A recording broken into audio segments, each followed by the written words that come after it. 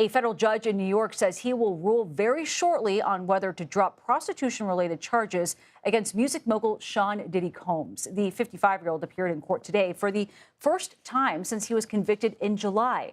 Now, if the judge decides not to drop the charges after today's hearing, Combs could be sentenced next week. As you might remember, he was found guilty of arranging interstate travel for people engaged in prostitution. However, he was acquitted of racketeering and sex trafficking charges, which could have resulted in a life sentence. For more on this, let's bring in CBS News national correspondent Jericka Duncan, who has been covering this case from the very beginning.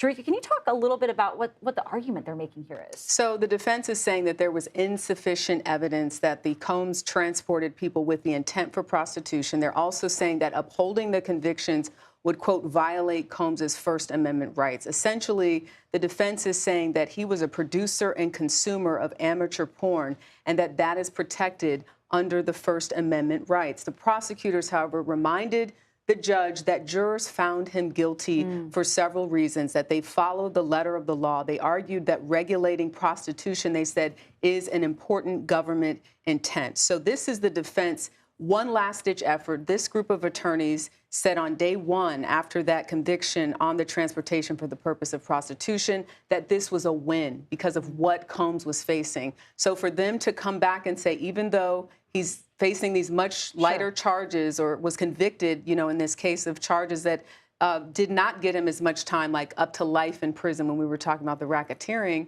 they're still wanting to fight this. But prosecutors are saying, Judge, look at the evidence, let the conviction stand. The judge saying he plans to make that decision very soon.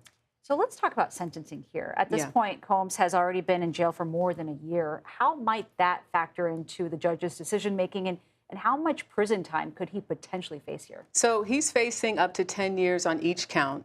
But a lot of legal experts say it is highly unlikely that he would get that up to 20 when you look at both counts, count 3 and 5, for the transportation for the purpose of prostitution. The defense team wants 14 months. And when you consider he's been in the detention center for a little bit over than a year, this means he could potentially come home before Christmas. But ultimately, Nancy, this is going to be up to the judge. He said that both the defense and the prosecution made good arguments on both sides, so he wanted time to review what was said today in court. And also looking at a lot of the precedent-setting cases, there really aren't very many because it's rare that you have someone who we're talking about with girlfriends involved. And at times there was consensual agreement, other times there was not. It's very, very complex. But again, the defense hoping that if there were a remedy, they would want a new trial, but only on these 2 counts. Jericka Duncan, thank you for your excellent reporting throughout this process. We Thank you. appreciate it.